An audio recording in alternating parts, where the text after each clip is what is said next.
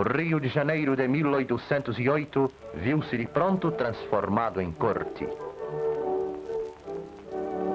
Junto da comitiva de Dom João, aportou o então alferes do 1º Regimento de Cavalaria do Exército, o francês Guido Marnieri, um pioneiro notável na pacificação dos selvícolas do Rio Doce. Incumbido de amparar o civilizado e guerrear o índio, tornou-se ao mesmo tempo o protetor de todos nas ínvias terras dos famigerados botocudos do Rio Doce, onde a onça campeava, pasta sossegadamente o zebu. Onde o índio era um ser desprezível e bruto, hoje há uma enfermaria e uma escola, e o índio, sob a égide da lei, é um cidadão.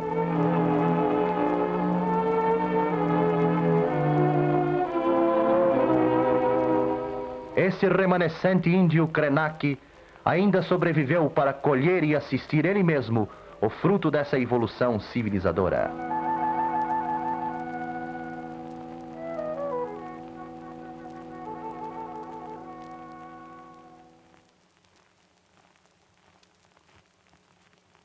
Os Krenak é um episódio extraordinário da vida brasileira, né? Nós aprendemos no colégio, desde criança, que no Brasil não houve extermínio de índios pelo Estado brasileiro. Nós aprendemos isso. Não é bem assim, né? Os Krenak são a prova viva do que ocorreu. Foi contra os Krenak, em todo o Vale do Rio Doce, que a coroa decretou guerra de extermínio aos índios. Existem cartas régias abertas à consulta aí, em que a coroa decreta guerra de extermínio e observa que os responsáveis por essa guerra teriam benefícios, por exemplo, tornar os índios escravos por 15 anos ou 20 anos, e que os índios poderiam ser mortos, e que isso estava apoiado pela coroa. Isso desencadeou uma guerra de campo. Ao longo do Rio Doce, pelo menos 30 quartéis, segundo os historiadores, foram instalados ao longo de toda aquela região para a guerra de extermínio, porque os Krenak na época chamados de botocudos, porque eles tinham um botoque aqui, então eles eram qualificados de botocudos, eles resistiram muito à chegada do branco à região. E curiosamente, tantos anos depois, eles voltam a cair nas garras dos militares, depois de todo esse passado de confronto com os militares. É uma triste ironia da história Krenak, né?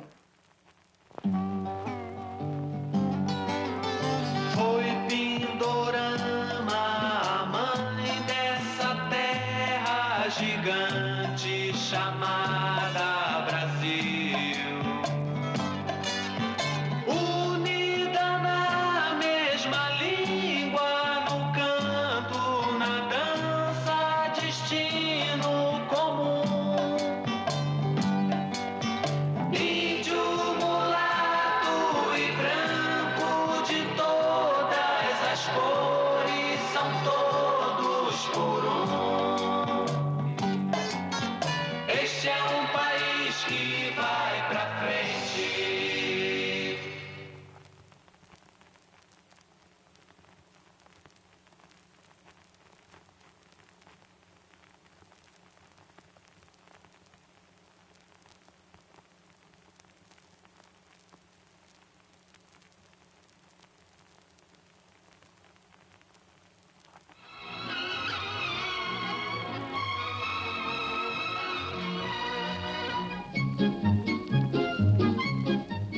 É uma das áreas quase virgens do planeta onde os índios carajás vivem ainda as alegrias do primitivismo. É a aldeia do Bananal que o presidente da República visita, sendo ali recebido pela tribo e autoridades, entrando na verdadeira intimidade dos silvícolas, obsequiando-os e levando-lhes a presença da grande pátria a que hoje se integram definitivamente, o Brasil.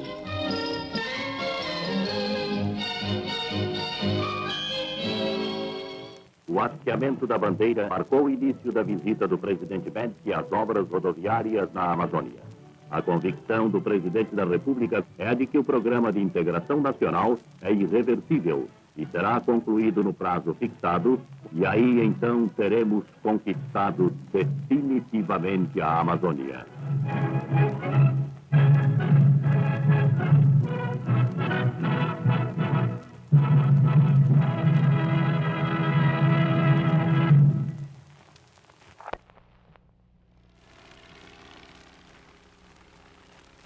projeto de integração nacional ele tinha um lema, era integrar para não entregar. E os índios, como eu costumo dizer e disse na tese, estavam no caminho disso. Os índios não queriam. Muitos grupos reagiram. Foi uma época de grande repressão, mas também foi uma época de efervescência política nas aldeias. Os índios começaram a debater os seus problemas. Nas palavras do Marçal de Souza, começaram a despertar para a glória do seu passado. Então o índio ele começa a se conversar, inclusive entre etnias. Então o índio, ele, de certa forma, ele não se integrou a um movimento político identificado como tal. Mas, no entanto, suas atitudes eram todas políticas. Por exemplo, ele impediu obras na Amazônia, né? Ele retardou as obras. Eu não vejo nada mais político do que isso, do que afrontar uma obra de uma ditadura militar. É um fato político muito forte. E o governo militar tem dificuldades de enfrentar isso, principalmente porque ele tem medo do que o índio é capaz em relação às suas obras, que estavam provocando mortes na Amazônia, muitas mortes. Ao mesmo tempo, o governo tinha medo de que essas notícias espalhassem no exterior e afetassem os interesses do governo no exterior, e que a partir daí o exterior começasse a condenar a ditadura brasileira, a pedir o seu fim, basicamente. Os índios, eles se articularam antes da repressão com grupos que começavam a denunciar internacionalmente. Então era necessário sufocar essa voz.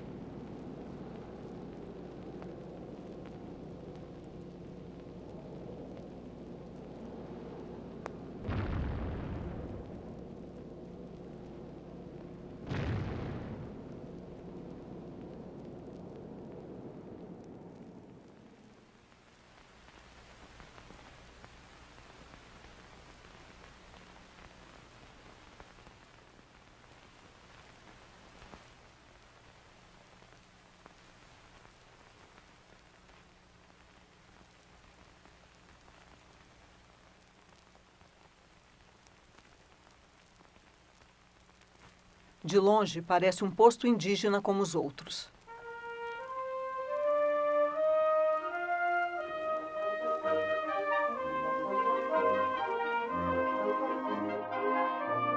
Lá perto é que se vê. Os índios constroem as casas, que vão ser depois suas próprias cadeias. Mas chegar perto é difícil. Ao senhor-chefe da Ajudância Minas Bahia. Todas as noites somos forçados a abrir a cela para retirar os índios para fazerem necessidades fisiológicas. E foi numa dessas oportunidades que Francisco e Moacir se aproveitaram para evadirem. Quando o presídio estiver pronto, acredito que as fugas poderão ser evitadas. Pode até ser que antes de terminar a Casa dos Índios, o presídio, não haja mais fugas. Mas se houver, para nós não será surpresa. Atenciosas saudações, chefe do posto. Eu comunico aos senhores que nós temos o PRENAC, que é um reformatório para onde índios que perante a sua comunidade praticaram delitos e condenados pelo próprio conselho da comunidade, nós recolhemos ao PRENAC para que ele seja recuperado.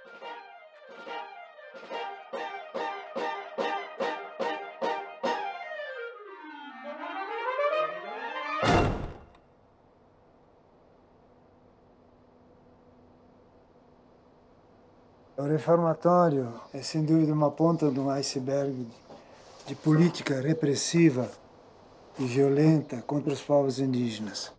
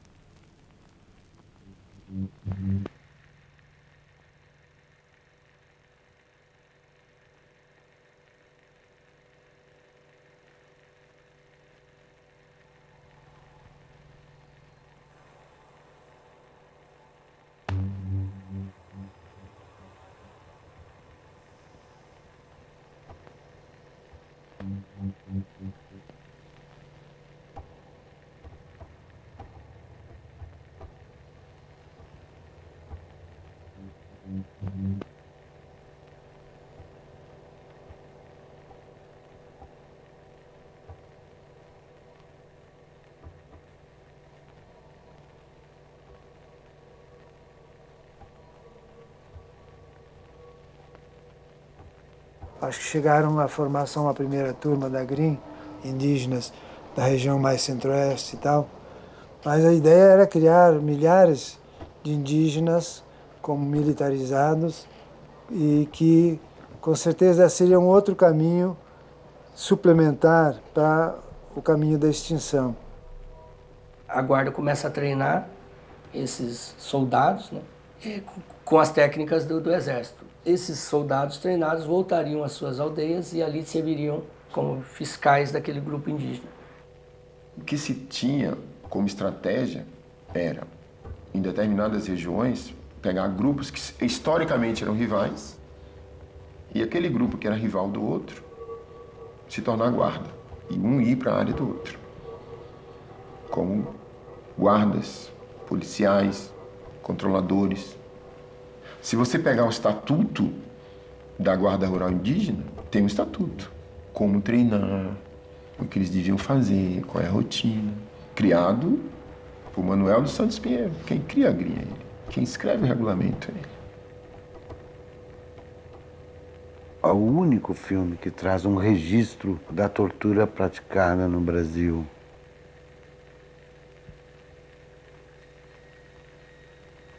O pau de arara fazia parte da cultura dos Craô, fazia parte da cultura do Xerente, se não fazia parte disso. E só pode ser introduzida mediante um ensinamento. Então esse filme vem mostrar, ele é um elemento probatório das denúncias de que no Brasil o exército brasileiro ensinava tortura, que a polícia militar ensinava tortura.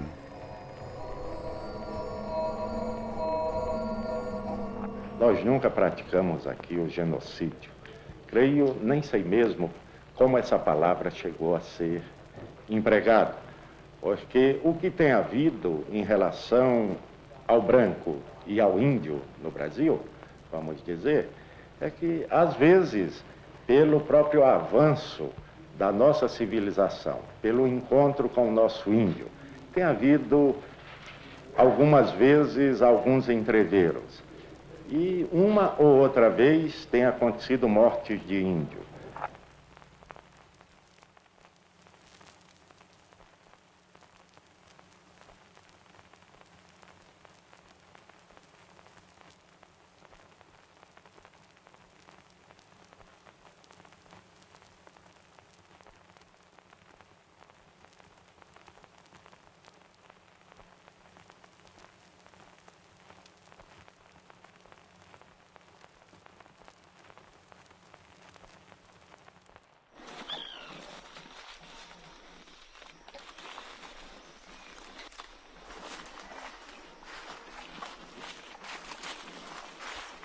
E aqui é a realidade, é o presídio. É esse aqui, ó. Pegava tudo, ficando na frente. Tudo isso aqui era...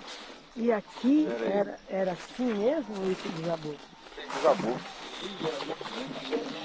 Era. E é o que restou do presídio, isso aqui, ó. Pode ver que a parede dele é bem reforçada mesmo. Aqui é o antigo presídio. Você sabe quantas pessoas cabiam aqui, não? Ah, eles prendiam uns 200, né? 150, 200 pessoas. Mas era grande, né? E esse presídio é mais uma lembrança da coisa ruim do nosso povo, né? Esse aqui é o presídio.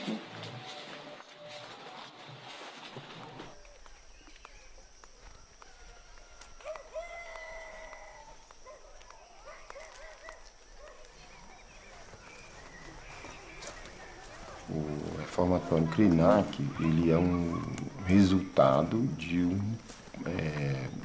um projeto, que era um projeto de cerceamento de liberdade, e de controle de índios que estavam em determinadas áreas no Brasil, em que durante a ditadura militar ocorreram projetos de desenvolvimento nacional, onde o Estado brasileiro tinha interesse, né, de fazer estradas, de projetos de agrovilas, né, exploração de minério.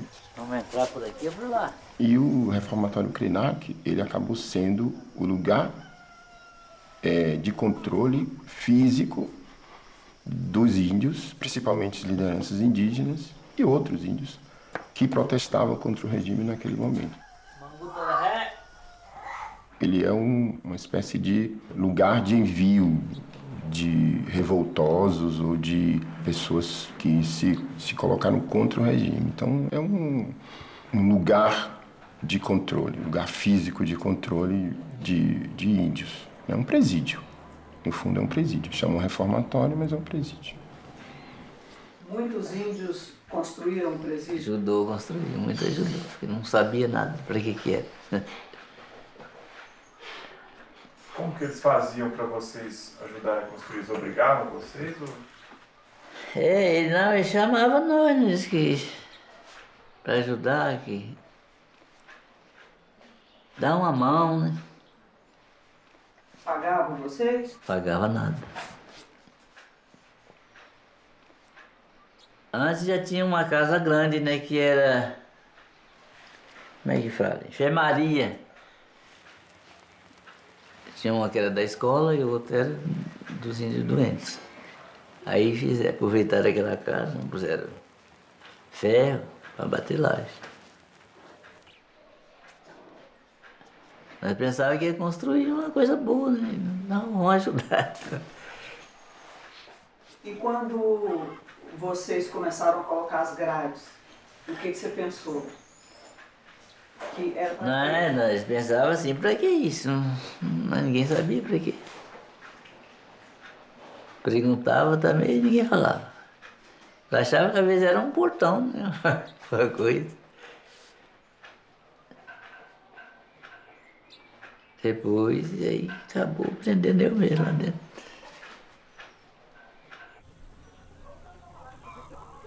Eu estava deitado em casa, ele chegou e me chamou. O cabo está te chamando. Aí eu fui lá para ver o que o cabo queria me prender.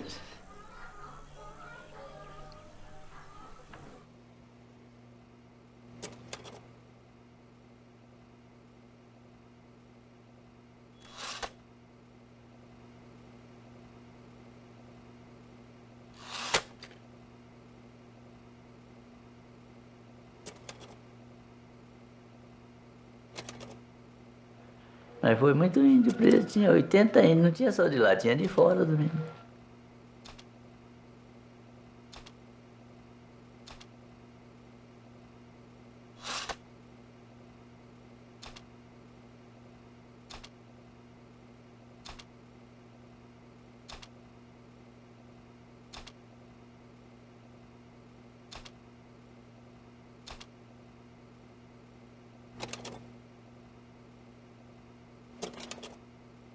Era um critério totalmente subjetivo, né? O que dava margem a todo tipo de autoritarismo, decisão arbitrária, errada, equivocada, né? Aquilo que era compreendido como uma rebeldia poderia conter, na verdade, uma reivindicação política de uma ampliação de uma terra, por exemplo. Bastava rotular ele como um arruaceiro ou um bêbado, pronto. Isso funcionava como uma espada na cabeça dos índios, porque todos eles eram ameaçados da transferência. Se continuassem reivindicando, se você continuar fazendo, você vai parar no Krenak. Isso pairava no ar, né? Desculpa que ideia, eles falaram que eu estava bêbado, mas como que eu estava bêbado deitado na minha casa? 1 ano eu fiquei preso. Então a ideia era pegar e criar uma lógica que alguns elementos pudessem ser presos. Quem eram eles? As lideranças. Para desestabilizar todo o processo. Os outros que ficassem não teriam a mesma força, porque suas lideranças estavam presas. Eles prendiam nós porque nós não queríamos sair da nossa terra. Eles queriam pegar nós para levar para outro canto, nós não queríamos sair. Então, prendia nós e fazia o que eles queriam. Né?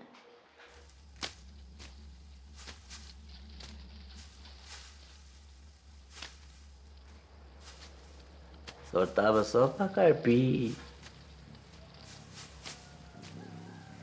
Quando passava o trem, a gente tinha que esconder tudo, para não ver, para eles não verem ninguém.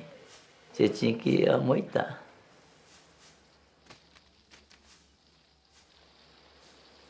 Eles não deixavam ninguém filmar, ninguém nem visitar, né? A gente ficava preso.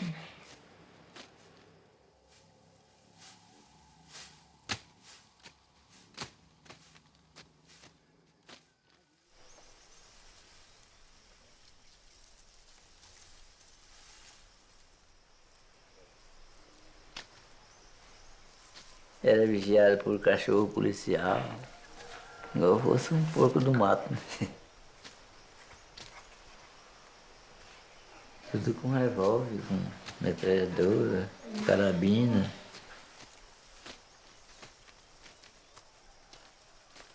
Muitos indígenas eram alugados, presos que eram alugados para os fazendeiros da região para fazer trabalhos forçados. E aqueles que se rebelavam, presos, eram torturados em solitários.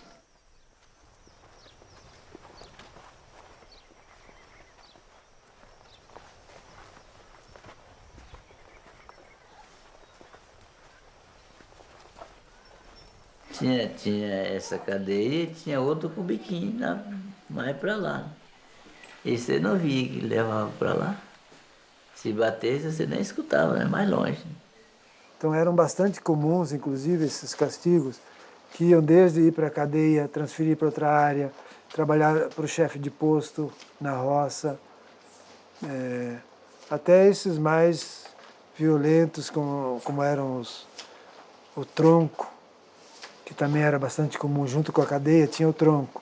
O tronco era um pau que era fincado no pátio da aldeia, e onde eram amarrados aqueles que tinham cometido determinados atos que desgostavam a estrutura de poder instituída pelo SPI, pela FUNAI ou pela própria comunidade. Uns tinham marca de que apanhou, né?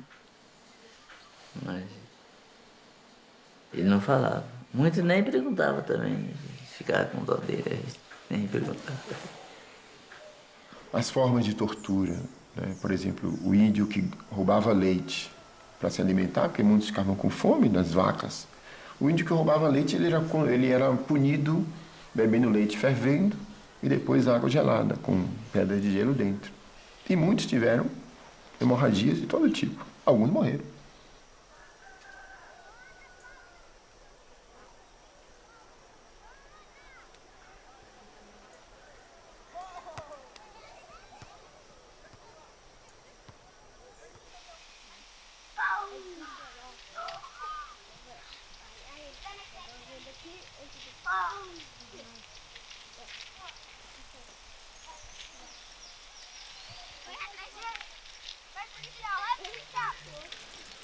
Na época que eu era preso,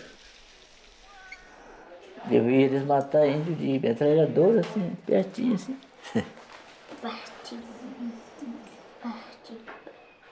Dava rajada de metralhadora, assim.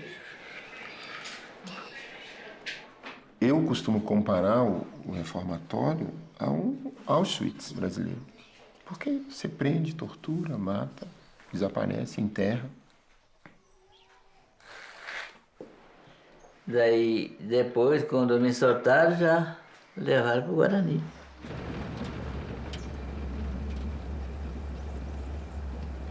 O capitão Pinheiro falou para todo mundo, não, pode ir.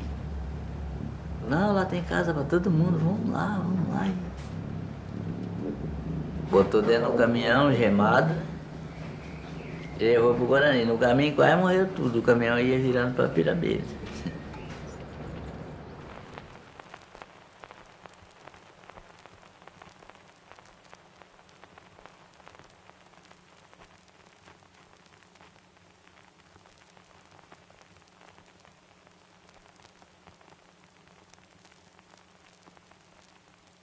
Por que o reformatório vai para a Fazenda Guarani? Porque houve uma troca, né? O governo mineiro cedeu as terras dos Krenak, ali em Resplendor, no Rio Doce, fez uma troca com fazendeiros locais. E aí eles foram levados para lá. Os interesses regionais, locais, levam a um deslocamento da cadeia para a Fazenda Guarani, onde você tem o deslocamento forçado, seguido pela perda de território, a configuração de um crime de lesa humanidade. Houve toda uma política importante, política de transferência, que eu chamo de exílio no próprio país, né? Em que os grupos eram transferidos como objetos. E, para surpresa geral, eles voltavam a pé, de carona. E isso um coronel chega a dizer: eu não entendo esses índios, porque eles retornam tanto a sua terra, a terra que nós demos é tão boa quanto a outra. Justamente revela a ignorância dele da relação do índio com a sua terra. A terra do índio não é qualquer terra, é aquela terra onde ele nasceu, onde os seus avós morreram, a relação com o rio, a relação com aquela rocha, com aquele morro. Teve um chamado Jaquim Grande, eles amarraram ele lá na casa dele, velho. Ele não queria sair de jeito nenhum da casa dele. Prenderam ele, jogaram no caminhão e levou embora. Aí vamos todo mundo, quando chegou lá, derramou tudo numa casa só, assim, igual porco. Jogou tudo lá dentro de uma casa só, igual porco, e foi embora, e ficou lá.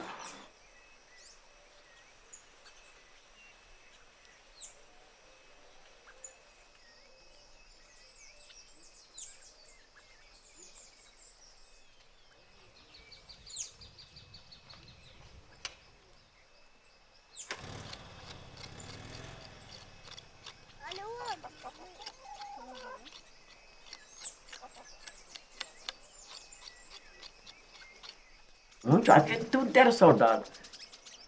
Aí os Krenak entrou e ficou aí com nós aí. Nós no meio deles. Quando eles chegaram aqui, veio um caminhão de índio aqui nas casas. Aí os tenentes juntou e chamou a comunidade toda das grotas. Aí pegou ele lá nas casas e tocando o povo. Vocês têm que desocupar, porque branco não pode ficar no meio de índio, não. Aqui é só por ação, é só dos índios, não de branco. Um lugar frio, sem rio, sem nada. Difícil para arrumar comida. Eles botavam muitos para trabalhar, pagando tanto por dia, para receber no fim de mês. Quando chegava no fim do mês, os que sabiam fazer um pouquinho da conta, bem, o que não sabia, aqueles carros de graça. É igual o que terminou por último, que foi a escravidão, né? Então os índios vieram também sendo um escravo. Tinha um lugar chamado Sobradinho. Tinha uma casa lá em cima e embaixo a cadeia. Só que não era grande não, igual de Krenak não, mas era uma cadeia de ferro mesmo.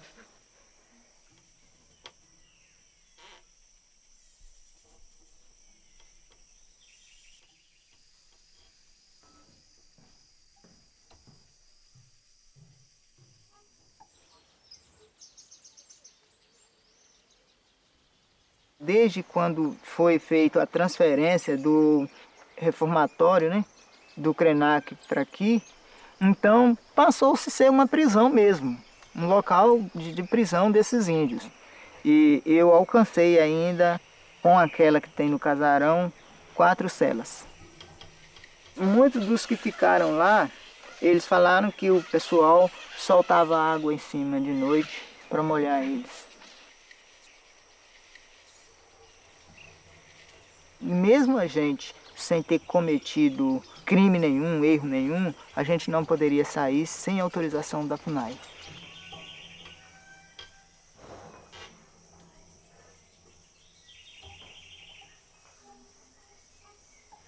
Lá eu creio que nós ficamos, acho que quase uns 10 anos.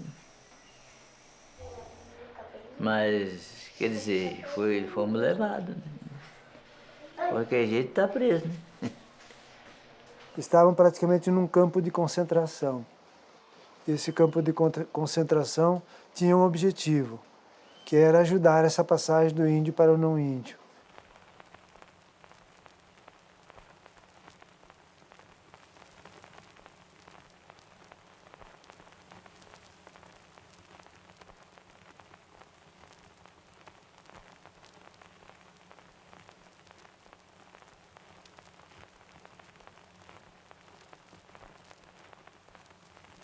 A política do governo brasileiro em relação ao nosso índio é a mesma que vem sendo feita desde muitos anos. É da integração gradualista do índio na nossa civilização. Nós não queremos uma integração, uma assimilação imediata, porque isso causaria efeitos danosos à vida do nosso indígena. Também não queremos o nosso índio para ficar verdadeiras figuras de museu, sem uma integração no nosso processo nacional de desenvolvimento mesmo. Isso já vem sendo feito assim desde muitos anos, desde séculos talvez. Hoje em dia, eu acredito que no Brasil, muitos brasileiros, nós mesmos brasileiros que estamos nessa sala, temos um pouco de sangue indígena.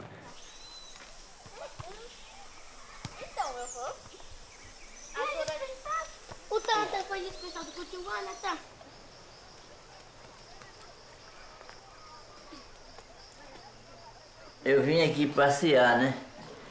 Chegou aqui, eles aqui não faziam mais artesanato, não sabia fazer nem um colar, né?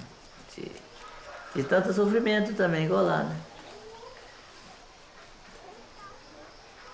Então a gente chegou aqui, eu não sei se era aniversário, se era dia do índio. Aí ia ter uma apresentação lá no museu de aqui, Tupã.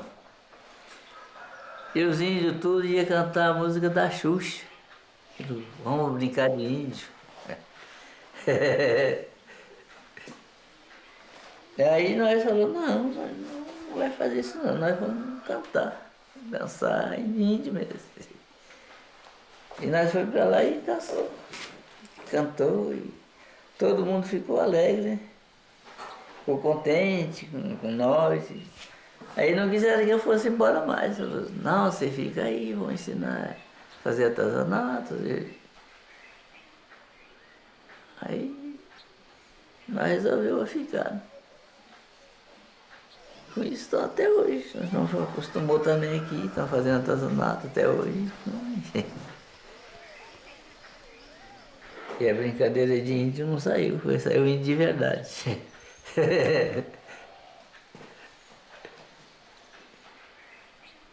Então todo esse projeto Green, reformatórios, as cadeias, ele revela um sentimento, um objetivo comum militar de tirar a humanidade do índio, de fazer com que o índio não seja mais índio. No fundo é isso. A mensagem que o governo passava é que seria agradável que não existissem mais índios no país. A língua é um exemplo claríssimo, né? Os falantes da língua antes do reformatório, antes do SPI, quer dizer, do século XX para trás, e ao longo do século XX foi caindo vertiginosamente, a ponto de quase não ter mais falantes, né? Sobrarem alguns mais velhos e que aos poucos vão recuperando. As práticas todas rituais desse povo, que aconteciam no rio tal, na língua tal, invocando tal coisa, ficam muito prejudicadas, né? Muitíssimo prejudicadas. É um prejuízo, assim, radical. Vai sobrando fragmentos, né? Que as pessoas mais velhas vão mantendo, vão resistindo, vão falando, apesar da violência que estão sofrendo, vão lá falando escondidas, vão mostrando.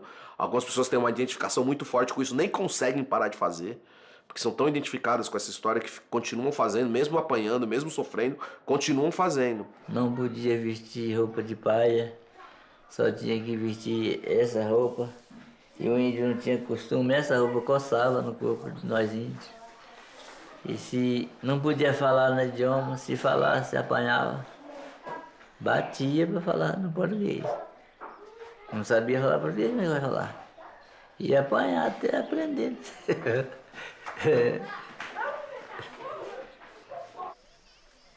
Teve tempo que a gente passou muita dificuldade mesmo, muito trabalho para voltar de novo, né? A língua. Não, nem até hoje não voltou todo, mas um bocado já sabe. Né?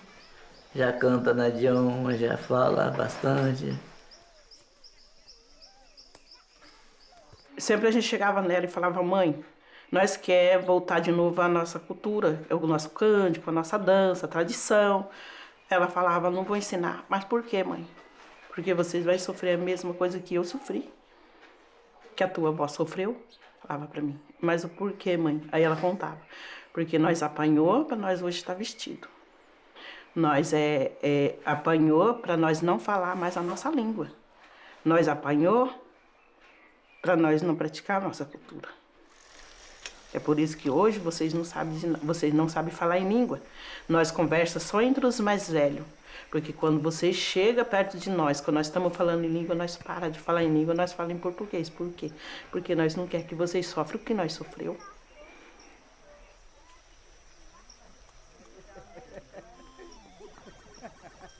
Minha mãe não falava, ela tinha medo. A minha tia Gracina também não falava, ela morava aqui. A minha mãe morreu com 110 anos. Ela tinha medo de nós sofrer de novo. Mas aí quando ele veio, aí ele pôs na frente. A dança eu nunca tinha visto. Nunca. Vim conhecer aqui, depois que ele veio.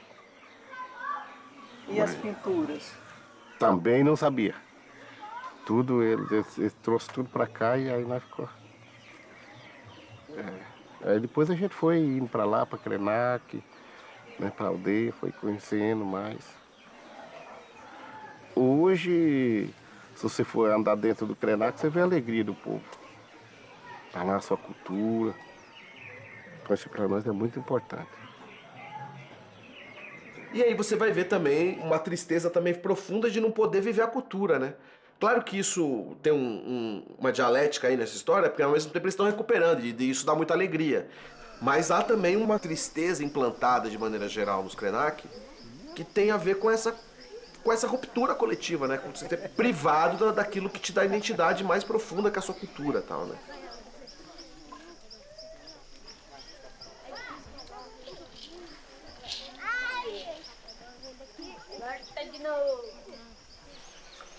Então vamos ficar quietinho, vamos ouvir aquele que vai falar com vocês ali. Quando ele falar ré, você fala ré. Presta atenção o que ele está falando para vocês poderem começar.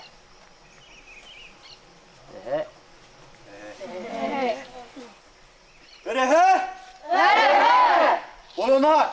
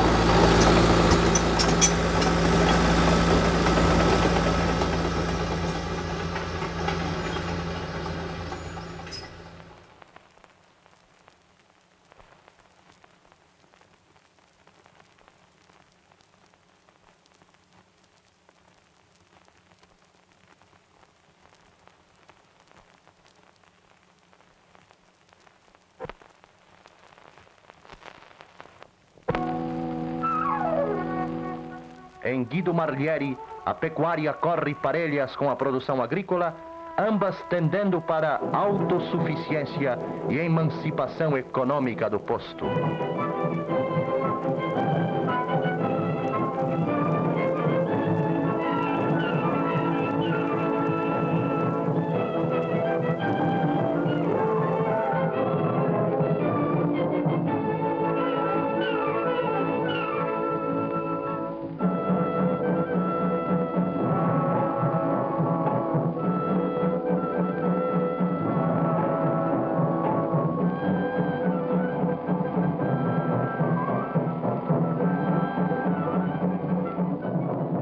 Essa violência de hoje, ela traz em si essas raízes dessa violência dos anos 70, dos anos 60, dos anos 50. Então nós temos uma violência continuada, permanente, porque as forças hegemônicas hoje no Brasil são anti-indígenas. Alianças, por exemplo, entre os setores do agronegócio, que hoje fazem uma hegemonia no Congresso Nacional, trabalhando a retirada de direitos. E a cada sinalização no Congresso Nacional de que se vai retirar um direito indígena, essa violência já se inicia. Eu fui num debate no Senado e um índio da plateia levantou um guarani. Ele disse, você fala da ditadura. Eu vivo sobre uma ditadura. Eu falei, você tem razão, toda razão. Eles trocaram, em vez de fuzis, agora são canetas, são decretos, legislação, são decisões do Supremo Tribunal Federal, são regramentos, são portarias. A ditadura agora é desse jeito.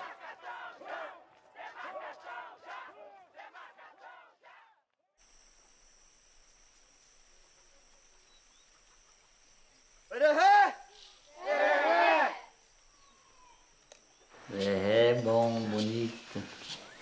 Então, por exemplo, aí faz uma roda para começar a dançar, né? Aí nós fala assim, Burum quer dizer, índio tá bom, quer dizer, tá todos bons, se tiver bom, ele fala se não tiver bom, ele tem que sair da roda, porque não tá bom para dançar.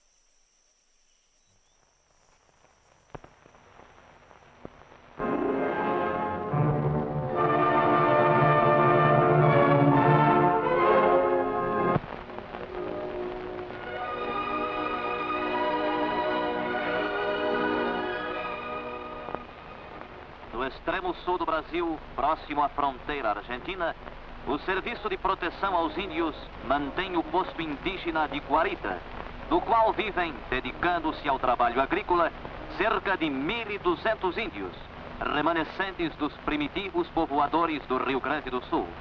Já bem integrados na civilização, usando máquinas e apetrechos modernos no cultivo do trigo, mate, feijão, mandioca e arroz, esses índios, contudo, fiéis à tradição, conservam danças e rituais de seus selvagens antepassados.